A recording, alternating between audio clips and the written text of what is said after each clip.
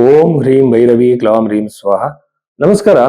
ಜ್ಯೋತಿಷರುಗಳಂತಂದ್ರೆ ಜೋಕರ್ಗಳ ತರ ಟ್ರೀಟ್ ಮಾಡೋದು ಇತ್ತೀಚೆಗೆ ಪ್ರಾರಂಭ ಆಗಿದೆ. ಯಾಕೆಂತಂದ್ರೆ ಕೆಲವು ಜ್ಯೋತಿಷರುಗಳು ಕೂಡ ಜೋಕರ್ಗಳ ತರ ಬಿಹೇವ್ ಮಾಡ್ತಾ ಇರ್ತಾರೆ.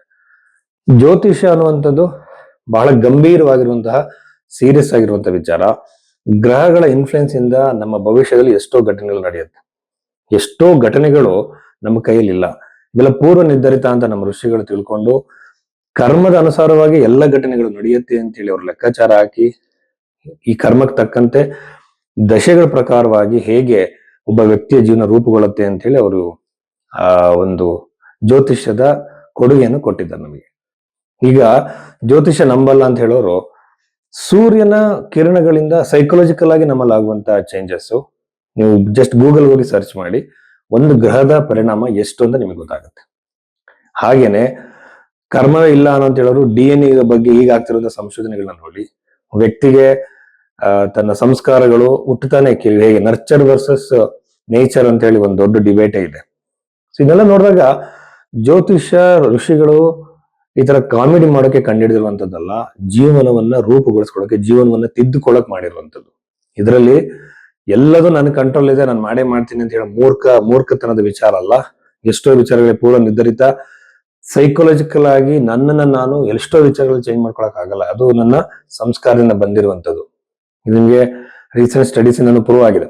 ಇದು ಡಿಬೇಟ್ ನಮಗೆ ಬೇಡ. ಬಟ್ ಜ್ಯೋತಿಷ್ಯ ಅಂತ ನೀವು ಒಬ್ಬರ ಹತ್ರ ಹೋಗ್ತೀರಾ, ಭವಿಷ್ಯವನ್ನ ತಿಳ್ಕೊಳ್ಳೋ ಪ್ರಯತ್ನ ಮಾಡ್ತೀರಾ. ಯಾಕೆಂದ್ರೆ ಭವಿಷ್ಯದಲ್ಲಿ ಎಷ್ಟೋ ವಿಚಾರಗಳನ್ನ ತಿಳ್ಕೊಬೇಕು ಅನ್ನೋ ಇಂಟ್ರೆಸ್ಟ್ ನಮ್ಗೆ ಇರುತ್ತೆ, ನಮ್ಮ ಜೀವನ ಯಾವ ಕಡೆಗೆ ಹೋಗುತ್ತೆ ಅಂತೇಳಿ. ಹೋದಾಗ ನಿಮಗೆ ಸರಿಯಾಗಿರೋ ಗೈಡೆನ್ಸ್ ನಿಮ್ಗೆ ಸಿಗ್ಬೇಕಲ್ಲ. ಹಾಗಾಗಿ ನಾನು ಏನ್ ಮಾಡ್ತೀನಿ, ಜ್ಯೋತಿಷ್ಯದ ನಿಜವಾದ ಜ್ಯೋತಿಷ್ಯ ಬಗ್ಗೆ ಹೇಳ್ತೀನಿ. ಯಾಕೆಂದ್ರೆ ನಿಜವಾದ ಜ್ಯೋತಿಷಿ ಹಿಂದೆ ನಡೆದಿರೋ ಘಟನೆಗಳನ್ನ ಹೇಳ್ತಾನೆ, ಲಗ್ನದ ಮೇಲೆ ನಿಮ್ಮ ಭವಿಷ್ಯ ಹೇಳ್ತಾನೆ ಹೊರತು ರಾಶಿಯ ಮೇಲಲ್ಲ. ಒಂದೇ ರಾಶಿಯಲ್ಲಿ ಲಕ್ಷಾಂತರ ಜನ ಹುಟ್ಟಿರ್ತಾರೆ. ಬೃಹತ್ ಪರಾಶರ ಹೋರಾಶಾಸ್ತ್ರದಲ್ಲಿ ಪರಾಶರ ಮಹರ್ಷಿ ಷಷ್ಠ್ಯಾಂಶ ಅಂತ ಒಂದು ಚಾರ್ಟ್ ಕೊಡ್ತಾರೆ. ಅದ್ರಲ್ಲಿ ಬಂದು ನಿಮಗೆ 2 ಸೆಕೆಂಡ್ 3 ಸೆಕೆಂಡ್ ಜಾಗ ಚೇಂಜ್ ಆಗೋದನ್ನ ಹೇಗೆ ನೋಡ್ಬೇಕು ಅಂತಿದೆ. ಋಷಿಗಳು ಬಹಳ ಮುಂದೆ ಇದ್ದಾರೆ, ನಾವು ಇನ್ನ ಪ್ರಶ್ನೆ ಮಾಡೋದ್ರಲ್ಲೇ ಇದ್ದೀವಿ. ಅದಕ್ಕೆಲ್ಲ ಉತ್ತರ ಆಗ್ಲೇ ಕೊಟ್ಟಾಗಿದೆ. ಎರಡನೇದು ಬಂದು, ನಾನು ಭವಿಷ್ಯವನ್ನು ಹೇಳುವಾಗ ಯೂಶುವಲ್ ಆಗಿ ನಿಮ್ಮ ಜಾತಕ ಇಲ್ಲ ಅಂತಂದ್ರೆ ನಾನು ಹಸ್ತ ಸಾಮುದ್ರಿಕೆ ಮೂಲಕ ಹೇಳ್ತೀನಿ. ನಾಡಿ ಜ್ಯೋತಿಷ್ಯದಲ್ಲಿ ಇರುವಂತಹ ರೇಖೆಗಳು, ಆಮೇಲೆ ಚೈನೀಸ್ ವೆಸ್ಟರ್ನ್ ಪಾಮಿಸ್ಟ್ರಿ ಇಂದ ಸೈಕಲಾಜಿಕಲ್ ಟೆಂಡೆನ್ಸೀಸ್ ಎಲ್ಲವನ್ನು ಕೂಡ ಹಲವಾರು ಘಟನೆಗಳನ್ನ ಬಹಳ ಈಸಿಯಾಗಿ ಹೇಳ್ಬೋದು.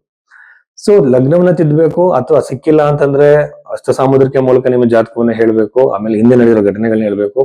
ಪರಿಹಾರಕ್ಕೆ ಬೃಹತ್ ಪರಾಶರ ಹೋರಾಶಾಸ್ತ್ರದಲ್ಲಿ ಕೊಟ್ಟಿರುವಂತಹ ಋಷಿ ಹೇಳಿರುವಂತಹ ಮಂತ್ರ ಜಪಗಳ ದಾನಗಳನ್ನ ಹೇಳ್ಬೇಕು. ಹಂಗಂದ ತಕ್ಷಣ ಪರಿಹಾರ ಆಗ್ಬಿಡುತ್ತಾ? ಖಂಡಿತವಾಗ್ಲೂ ಇಲ್ಲ. ನಿಷ್ಠೆ ಬೇಕಾಗತ್ತೆ, ಶ್ರದ್ಧೆ ಬೇಕಾಗತ್ತೆ, ಕೆಲವನ್ನ ಅಕ್ಸೆಪ್ಟ್ ಮಾಡ್ಕೋಬೇಕಾಗತ್ತೆ. ಜ್ಯೋತಿಷ ಕೇಳೋದು ಸುಲಭ, ಸತ್ಯವನ್ನ ನೀವು ಒಪ್ಕೊಳ್ಳೋದು ಬಹಳ ಕಷ್ಟ. ಅದಕ್ಕೊಂದು ಧೈರ್ಯ ಬೇಕಾಗುತ್ತೆ, ಅವಾಗ ಮಾತ್ರ ಭವಿಷ್ಯ ಕೇಳಬೇಕು. ಸೊ ಇಷ್ಟೆಲ್ಲ ಸೀರಿಯಸ್ ಆಗಿರೋ ವಿಚಾರಗಳಿದೆ. ಸೊ ಈ ಬಗ್ಗೆ ನಿಮ್ಮ ಜಾತಕವನ್ನು ನೋಡ್ಬೇಕು ಅಂದ್ರೆ ಖಂಡಿತ ನ್ಯೂಮರಾಲಜಿಸ್ಟ್ ಗಳ ಹತ್ರ ಹೋಗ್ಬೇಡಿ. ಸಂಖ್ಯಾಶಾಸ್ತ್ರಜ್ಞರು, ಆಮೇಲೆ ಕರಂಗುಲಿ ಮಾಲ ಬಗ್ಗೆ ಹೇಳೋರು, ಜಮ್ಸ್ಟಾಸ್ ಹೇಳೋರು, ಹೆಸರು ಚೇಂಜ್ ಮಾಡ್ಕೊಳ್ಳೋರ ಹತ್ರ ಹೋಗ್ಬೇಡಿ. ನಿಮ್ಮ ನಿಖರವಾದ ಭವಿಷ್ಯದ ಬಗ್ಗೆ ತಿಳ್ಕೊಳ್ಳೋಕೆ ಜಾತಕವನ್ನು ಅನಾಲಿಸಿಸ್ ಮಾಡಬೇಕಾಗತ್ತೆ. ಅದಕ್ಕೆ ಟೈಮ್ ಹಿಡಿಯುತ್ತೆ. ಸೊ ಆ ಟೈಮ್ಗೆ ಒಬ್ಬ ಜ್ಯೋತಿಷಿಗೆ ನೀವು ಗೌರವ ಕೊಡ್ಬೇಕಾಗತ್ತೆ, ವೆಯ್ಟ್ ಮಾಡ್ಬೇಕಾಗತ್ತೆ. ಸೊ ಆ ಬಗ್ಗೆ ನೋಡೋಕೆ ನೀವು ಭೈರವಿ ಅಸ್ಟ್ರೋದಲ್ಲಿ ನೀವು ನಿಮ್ಮ ಜಾತಕವನ್ನು ಕಳಿಸ್ಬೋದು. ಇದ್ರ ಪ್ರಕಾರವಾಗಿ ಆ ಅನಾಲಿಸಿಸ್ ಮೂಲಕ ನಾನು ನಿಮಗೆ ತಿಳಿಸ್ಕೊಡ್ತೀನಿ. ಸೊ ಇಷ್ಟು ವಿಚಾರಗಳಿದೆ.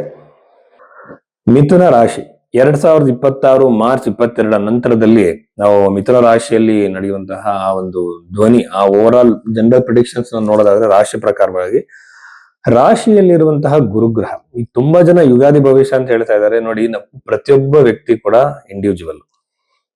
ನಿಮ್ಮ ಮನಸ್ಸು, ನಿಮ್ಮ ವ್ಯಕ್ತಿತ್ವ, ಎವ್ರಿಥಿಂಗ್, ನಿಮ್ಮ DNA ಎಲ್ಲ ಕೂಡ ಇಂಡಿವಿಜುವಲ್. ನಿಮ್ಮ ಹಸ್ತರೇಖೆಗಳು ಇಂಡಿವಿಜುವಲ್. ಹಾಗೆ ಜಾತಕ ಕೂಡ ಇಂಡಿವಿಜುವಲ್ ಆಗಿರುತ್ತೆ. ಒಬ್ಬರಾಗಿ ಇನ್ನೊಬ್ರು ಇರೋ ಸಾಧ್ಯನೇ ಇಲ್ಲ. ಈ ಬಗ್ಗೆಯಲ್ಲಿ ನಾವು ನೋಡಿದಾಗ ಒಂದು ಹೊಸ ಸಂವತ್ಸರ ಬಂದ ತಕ್ಷಣ ಎಲ್ಲ ಬದಲಾವಣೆ ಆಗಲ್ಲ. ವರ್ಷ ಫಲವನ್ನ ನೋಡೋದಕ್ಕೆ ಬಹಳ ಮೆಥಡಾಲಜಿ ಇದೆ. ಸೊ ಆ ಬಗ್ಗೆಯಲ್ಲಿ ಇಂಡಿವಿಜುವಲ್ ಆಗಿ ನೋಡ್ಬೇಕಾಗತ್ತೆ. ರಾಶಿ ಫಲದಲ್ಲಿ ನೋಡೋದಾದ್ರೆ ಮೊದಲನೇದಾಗಿ ನನಗೆ ಅನಿಸ್ತಿರೋದು ಬಹಳ ಪಾಸಿಟಿವ್ ಆಗಿ ವಿವಾಹದ ಸಾಧ್ಯತೆ. ಗುರುಗ್ರಹ ವಿವಾಹಕ್ಕೆ ಕಾರಕನಾಗಿರುವಂತವನು ಸಪ್ತಮಿಯ ಚೆನ್ನಾಗಿರೋದ್ರಿಂದ ಖಂಡಿತವಾಗ್ಲೂ ವಿವಾಹದ ವಿಚಾರದಲ್ಲಿ ಬಹಳ ಒಂದು ಜಯವಾಗುತ್ತೆ. ಅಂದ್ರೆ ಸಂಬಂಧಗಳನ್ನ ಹುಡುಕ್ತಿರ್ತೀರಾ, ಸಂಬಂಧ ಬರ್ಬೋದು, ಮದುವೆ ಆಗ್ಬೋದು, ಎಂಗೇಜ್ಮೆಂಟ್ ಆಗ್ಬೋದು. ಕೆಲವರಿಗೆ ತುಂಬಾ ಸಡನ್ ಆಗಿ ಇಮಿಡಿಯೇಟ್ ಆಗಿ ಮದುವೆ ಆಗೋ ಸಾಧ್ಯತೆಗಳಿರುತ್ತೆ. ಆಮೇಲೆ ದೂರ ಆಗಿರುವಂತಹ ದಂಪತಿಗಳು ಮತ್ತೆ ಹತ್ರ ಆಗ್ಬೋದು. ಯಾವುದೋ ಕಾರಣದಿಂದ ದೂರ ಆಗಿರ್ತೀರ, ಪುನಃ ಒಂದಾಗುವಂತಹ ಸಾಧ್ಯತೆ. ಜಗಳ ಆಗಿರುತ್ತೆ, ಅದು ಕಾಂಪ್ರಮೈಸ್ ಆಗೋ ಸಾಧ್ಯತೆ. ಬಿಸ್ನೆಸ್ ಪಾರ್ಟ್ನರ್ಗಳ ಜೊತೆ ಏನಾದ್ರು ಕಿರಿಕಿರಿ ಆಗಿದೆ ಅಲ್ಲೂ ಕೂಡ ಉತ್ತಮವಾಗಿರುವಂತಹ ಸಾಧ್ಯತೆ. ಸೆಕೆಂಡ್ ಮ್ಯಾರೇಜ್ ಟ್ರೈ ಮಾಡೋರಿಗೆ ಎಲ್ಲರಿಗೂ ಕೂಡ ಬಹಳ ಶುಭಪ್ರದವಾಗಿದೆ. ಈ ಮಿಥುನ ರಾಶಿಯಲ್ಲಿ ಹುಟ್ಟಿದಂತವ್ರಿಗೆ ವಿವಾಹದ ವಿಚಾರದಲ್ಲಿ ಬಹಳ ಉತ್ತಮವಾಗಿದೆ. ಕುಟುಂಬ ಅಂತ ತಗೊಂಡಾಗ ಕುಟುಂಬದಲ್ಲಿ ಅಣ್ಣ ತಮ್ಮಂದ್ರ ಬಗ್ಗೆ ಕಿರಿಕಿರಿ ಆಗುತ್ತೆ. 3ನೇ ಮನೆ ಕೇತು, ಕಿರಿಕಿರಿ, ಟೆನ್ಷನ್ಗಳು, ಮಿಸ್ಅಂಡರ್ಸ್ಟ್ಯಾಂಡಿಂಗ್ಗಳು ಅಣ್ಣ ತಮ್ಮಂದ್ರ ಮಧ್ಯೆ ಬರ್ಬೋದು. ಪ್ರಾಪರ್ಟಿ ರಿಲೇಟೆಡ್ ವಿಚಾರಕ್ಕೂ ಬೇರೆ ಕ್ಷುಲ್ಲಕ ಕಾರಣಕ್ಕೆ ಬರೋ ಸಾಧ್ಯತೆಗಳಿರುತ್ತೆ. ಜಾಗ್ರತೆಯಿಂದ ಇರಬೇಕು. ಆಮೇಲೆ ಕುಟುಂಬ ಸ್ಥಾನವನ್ನ ಬಹಳ ಪರಿಶೀಲನೆ ಮಾಡಿದ್ರೆ ಒಂದು ವೆಹಿಕಲ್ ಪರ್ಚೇಸು, ಪ್ರಾಪರ್ಟಿ ಪರ್ಚೇಸು ಖಂಡಿತವಾಗ್ಲೂ ಆಗುತ್ತೆ. ಯೂಶುವಲ್ ಆಗಿ ಶನಿ ಮತ್ತೆ ಶುಕ್ರ ಇದ್ದಾಗ ಲ್ಯಾಂಡ್, ಕೃಷಿ ಭೂಮಿ ಖರೀದಿ ಜಾಸ್ತಿ ಆಗುತ್ತೆ. ಆಮೇಲೆ ವೆಹಿಕಲ್ ಖರೀದಿ ಆಗುತ್ತೆ. ಕಟ್ಟಿರೋ ಮನೆಗಳನ್ನು ತಗೊಳ್ಳುವಂತಹ ಸಾಧ್ಯತೆಗಳು ಅತಿ ಹೆಚ್ಚಾಗಿರುವಂತ ಯೋಗ ಮಿಥುನ ರಾಶಿಯವರಿಗೆ ಇದೆ ಅಂತ ಹೇಳ್ಬೋದು. ಸೊ ಇಷ್ಟೆಲ್ಲ ವಿಚಾರಗಳಿದೆ. ಕುಟುಂಬಕ್ಕೆ ಸಂಬಂಧಪಟ್ಟ ಬಹಳ ಆಹ್ಲಾದಕರವಾಗಿರುವಂತಹ ನೆಮ್ಮದಿಯ ಒಂದು ವಾತಾವರಣವನ್ನ ನೀವು ಕಳೀತೀರ ಫ್ಯಾಮಿಲಿ ಜೊತೆ. ಅಂತಹ ಕಿರಿಕಿರಿ, ಅಂತಹ ಮಿಸ್ಅಂಡರ್ಸ್ಟ್ಯಾಂಡಿಂಗ್ಸ್, ಡಿಸ್ಟರ್ಬೆನ್ಸಸ್ಗಳು ಮಿಥುನ ರಾಶಿಯಲ್ಲಿ ಹುಟ್ಟಿದಂತವ್ರಿಗೆ ಇರಲ್ಲ. ಆಮೇಲೆ ಚತುರ್ಥ ಭಾವ ಆಯ್ತು. ಇವಾಗ ಈಗಿನ ದಶಮ ಭಾವವನ್ನು ನೋಡೋಣ ಉದ್ಯೋಗದ ವಿಚಾರದಲ್ಲಿ. ಸೊ ಉದ್ಯೋಗಕ್ಕೆ ನಾವು ನೋಡೋದಾದ್ರೆ ಗೋರ್ಮೆಂಟ್ ಕೆಲ್ಸಕ್ಕೆ ಪ್ರಯತ್ನ ಪಡ್ತಿರೋರಿಗೆ ಬಹಳ ಅನುಕೂಲವಾಗುತ್ತೆ. ದಶಮ ಭಾವದಲ್ಲಿರುವಂತಹ ಸೂರ್ಯ, ರವಿಯ ಅನುಗ್ರಹದಿಂದ, ನಾನು ಯೂಸ್ವಲ್ ಆಗಿ ಹೇಳ್ತಿರ್ತೀನಿ, ಗೌರ್ಮೆಂಟ್ ಜಾಬ್ ನಿಮ್ಗೆ ಸಿಗ್ಬೇಕು ಅಂತ ಆಸೆ ಇದ್ರೆ ಅಥವಾ ಕಾಂಬಿನೇಷನ್ಸ್ ಗಳಿದ್ರೆ, ಸ್ವಲ್ಪ ಗ್ರಹಗಳು ವೀಕ್ ಆಗಿದೆ ಅಂತ ನಿಮಗೆ ಅನ್ಸಿದ್ರೆ ಸೂರ್ಯನ ಆದಿತ್ಯ ಹೃದಯ ಸ್ತೋತ್ರ ಬಹಳ ಬಹಳ ಎಫೆಕ್ಟಿವ್ ಇದು. ಇದನ್ನ ರೆಗ್ಯುಲರ್ ಆಗಿ ನೀವು ಚಾಂಟ್ ಮಾಡ್ಬೋದು, ಬಹಳ ಅನುಕೂಲವಾಗುತ್ತೆ. ಆಮೇಲೆ ಟ್ರಾನ್ಸ್ಫರ್ಗೆ ಟ್ರೈ ಮಾಡ್ತಿರೋಂಥವ್ರು ಬಹಳ ಒಳ್ಳೇದು. ಪ್ರಮೋಷನ್ ಆಗುವಂತ ಸಾಧ್ಯತೆಗಳು. ಈಗ ತುಂಬಾ ದಿನದಿಂದ ಟ್ರೈ ಮಾಡ್ತೀನಿ ಸರ್, ನನಗೆ ಪ್ರಮೋಟ್ ಆಗ್ತಿಲ್ಲ ಅಂತ ಹೇಳ್ತಿರ್ತೀರ, ಅಲ್ಲಿ ಕೂಡ ಅತಿ ಹೆಚ್ಚಿನ ಸಾಧ್ಯತೆ. ವಿದೇಶದಲ್ಲಿ ಉದ್ಯೋಗ ಸಿಗುವಂತ ಸಾಧ್ಯತೆಗಳು. ಕೆಲವರು ಸ್ವಂತವಾಗಿ ಉದ್ಯಮವನ್ನ, ಬಿಸ್ನೆಸ್ ನ ಸ್ಟಾರ್ಟ್ ಮಾಡಿರ್ತಾರೆ, ಅಲ್ಲಿ ತುಂಬಾ ಪ್ರೋಗ್ರೆಸ್ ಅನ್ನ ಇವ್ರು ನೋಡ್ತಾರೆ ಮಿಥುನ ರಾಶಿಯವರು. ಸೊ ಇಷ್ಟೆಲ್ಲ ಬದಲಾವಣೆಗಳು ಕರಿಯರ್ ರಿಲೇಟೆಡ್ ಇದೆ. ತುಂಬಾ ಇಂಟರ್ವ್ಯೂಸ್ ಕೊಟ್ಟಿದ್ದೀನಿ ಸರ್, ಜಾಬ್ ಸಿಕ್ಕಿಲ್ಲ ಅಂತ ಇರ್ತಾರೆ. ಉದ್ಯೋಗದ ಅವಕಾಶ ಖಂಡಿತವಾಗಲೂ ನಿಮಗೆ ಕೆಲವೇ ದಿನಗಳಲ್ಲಿ ಆಗುತ್ತೆ. ಕೆಲವು ಕ್ಯಾಂಪಸ್ ಸೆಲೆಕ್ಷನ್ಸ್ ಅಂತ ಇರುತ್ತೆ, ಅಲ್ಲಿ ಕೂಡ ಈ ಒಂದು ಅವಕಾಶಗಳಿದ್ರೆ ಅಲ್ಲೂ ಕೂಡ ಅನುಕೂಲಗಳು ಆಗ್ಬೋದು ಬಹಳ ಇಮಿಡಿಯೇಟ್ ಆಗಿ. ದಶಮ ಭಾವ ಕ್ಲೀನ್ ಆಗಿರ್ಬೇಕಾಗತ್ತೆ. ಸೊ ಇಷ್ಟು ವಿಚಾರಗಳು ಉದ್ಯೋಗಕ್ಕೆ ಸಂಬಂಧಪಟ್ಟಂತೆ. ಇನ್ನು ಟ್ರಾವೆಲ್ ಮಾಡುವಂತ ಸಾಧ್ಯತೆಗಳು, ಆಮೇಲೆ ಉದ್ಯೋಗಕ್ಕಾಗಿ ದೂರ ಹೋಗುವಂಥದ್ದು, ಇವೆಲ್ಲ ಸಾಧ್ಯತೆಗಳು ಅತಿ ಹೆಚ್ಚಾಗಿ ಮಿಥುನ ರಾಶಿಯವರಿಗಿದೆ.